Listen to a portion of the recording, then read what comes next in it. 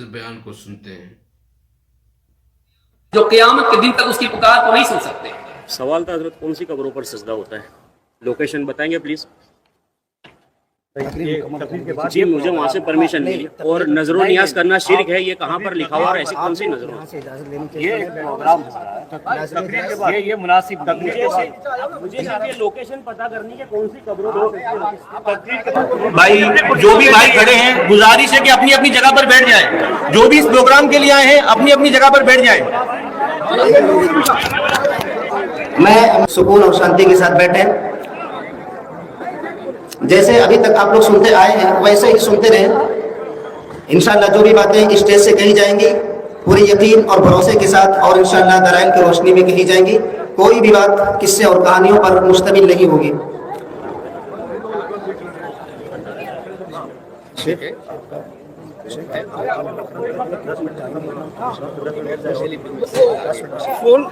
بولو عورتیں بیٹھ جائیں.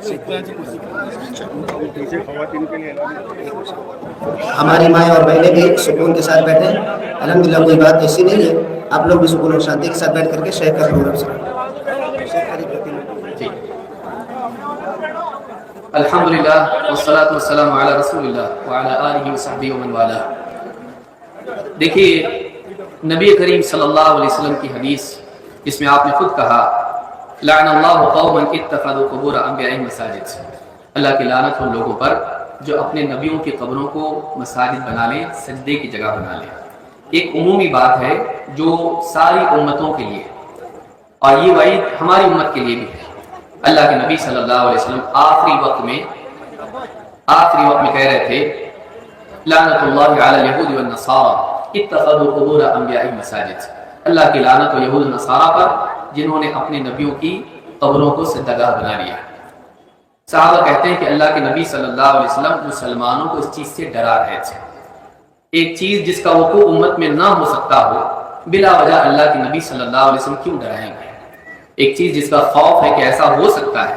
ابھی تو اللہ کے نبی صلی اللہ علیہ وسلم کو اپنی وفات کے وقت اس بات کی فکر تھی، اس بات کا خوف تھا، اور آپ مسلمانوں کو اس چیز سے خبردار کر رہے تھے. تو بلا شبہ میں یہ بات مانتا ہوں جیسا کہ بعض احباب نے کہا کہ حالات اچھے نہیں، ہم کو اتحاد اور اتفاق سے رہنا چاہیے. ہم اس کے خلاف نہیں ہیں. ہم چاہتے ہیں کہ مسلمانوں میں آپس میں اختلاف نہ ہو بلکہ اتحاد ہو، آپس میں محبت کا ماحول ہو، دشمنی اور جھگڑے فساد کا ماحول نہ بنے. ایک دوسرے کو ہم نصیحت کرنے والے ہوں، ایک دوسرے کی کمی میں دوسروں کو سمجھانے والے ہوں، اور دوسرے سارے معاملات میں، دنیوی معاملات میں ایک دوسرے کا تعاون کرنے والے ہوں، بھوکے کو کھلانے والے ہوں، کوئی پریشان حال ہے اس کے کام آنے والے ہوں، اس کو ہمدردی کرنے والے ہوں. ہم آپس میں محبت ہی کی دعوت دے رہے ہیں، ہم نفرت کی دعوت نہیں دے رہے. لیکن یہ بھی ہے کہ ہمارے رسول صلی اللہ علیہ وسلم کی آخری وقت کی فکر کیا تھی. اللہ کے نبی صلی اللہ علیہ وسلم وفات سے پہلے امت کو کیا بول رہے تھے؟ کیوں آپ لعنت کر رہے تھے یہود و نصارہ پر؟ صرف اس لیے کہ ان پر لعنت ہے؟ صحابہ نے کیا سمجھا اس سے؟ انہوں نے یہی سمجھا کہ آپ اس لیے ڈرا رہے تھے یحذر ما صنعوا، آپ ڈرا رہے تھے اس چیز سے جو انہوں نے کیا. کس کو؟ مسلمانوں کو. جب مسلمانوں کے لیے خوف ہی نہیں اس بات کا تو آپ کیوں ڈرائیں گے؟ کیوں آپ تنبیہ کریں گے؟ کیوں نصیحت کریں گے؟ کیوں آپ اس کے بارے میں فکر کریں گے؟ آخری وقت میں وہ بھی اتنی ساری چیزیں چھوڑ کر آپ اس چیز کے بارے میں آخری وقت میں ڈرا رہے ہیں مسلمانوں کو، جبکہ یہ چیز ہونے والی نہیں مسلمان میں. ایسا ہو سکتا ہے؟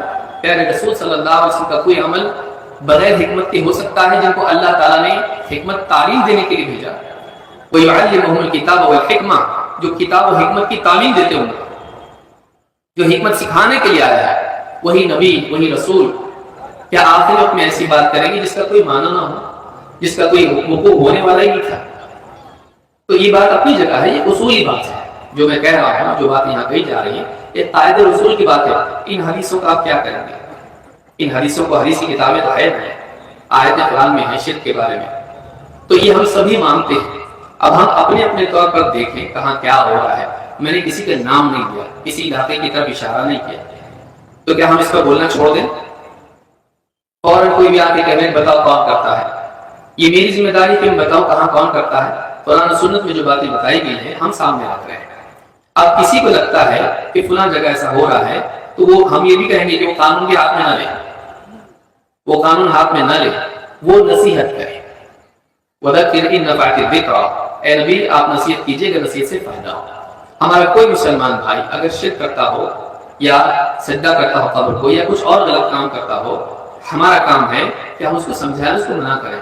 ہم اس کو اسلام سے خارج نہیں کر رہے ہیں، ہم اس کو اپنا دشمن نہیں بنا رہے ہیں، ہم اس سے تعلقات ختم نہیں کر رہے ہیں، بلکہ ہم سے پھر بھی ہمارا وہ بھائی ہے، لا علمی میں ایسا کر رہا ہے، نہ جاننے کی وجہ سے ایسا کر رہا ہے.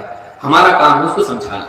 اگر کہ آپ کے علاقے میں ایسا نہیں ہوتا ہے بہت اچھی بات ہے، اگر یہاں نہیں ہوتا ہے اچھی بات ہے، لیکن جہاں ہوتا ہے ہم دیکھیں کہیں ہوتا ہے تو ہم روکیں. ایک اصولی بات یہاں بیان کی جا رہی ہے، نہ یہ کہ ہم کسی علاقے کا نام لے کے، میں نے کسی تقریر میں کسی علاقے کا نام نہیں لیا، کسی آدمی کا نام نہیں لیا، تو یہ کہنا کہ آپ بتائیے کہاں ہوتا ہے.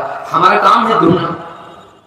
اگر کوئی آدمی کہے چوری بری چیز ہے، کوئی آدمی آ کے بتائیے کون چور ہے، اس مجمع میں کوئی چور ہے کہ بتاؤ، میرا کام نہیں ہے. میرا کام یہ ہے کہ میں بتاؤں چوری بری چیز ہے، شراب بری چیز ہے، جوا بری چیز ہے. کیا یہ بتانا غلط ہے؟ فوراً کوئی مجمع میں سے آ جائے میرے پاس ہے، بتائیے میں سے جوا کون بہت کھیلتا ہے، تو مجھے نہیں معلوم. تو پھر آپ نے کیوں کہا جوا کھیلنا غلط ہے؟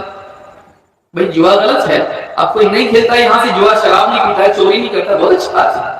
لیکن یہ گناہ جب قرآن میں اس کے بارے میں آیا ہے، حدیثوں میں جب آیا ہے، تو ہم امت کو نہیں بتائیں، ہم اس کے بارے میں لوگوں کو خبردار نہ کریں. تو ہمارا کام ہے یہ بتانا.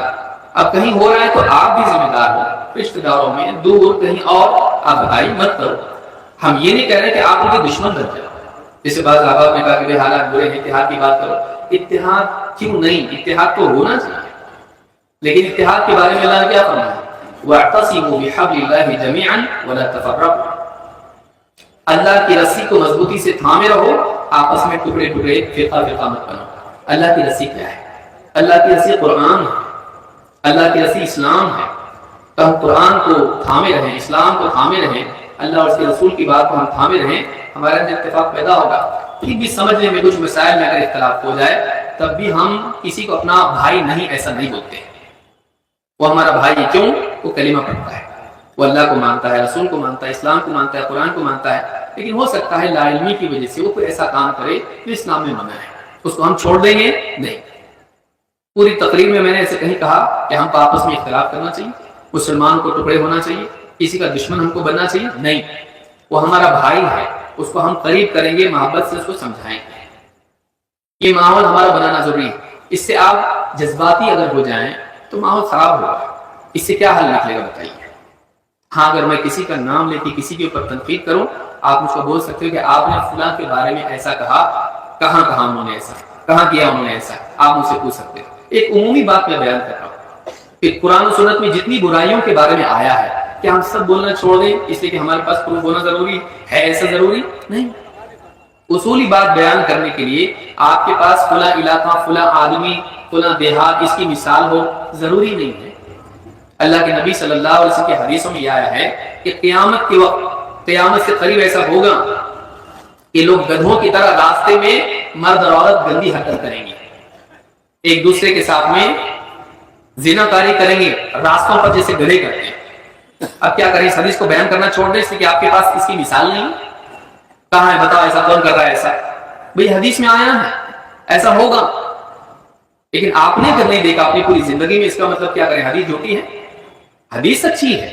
پیارے رسول صلی اللہ علیہ وسلم کی کوئی بات چاہے ہم نے زندگی بھر نہ دیکھی وہ غلط ہو سکتی ہے. پھر کیا ایمان لائے ہم اپنے نبی پر؟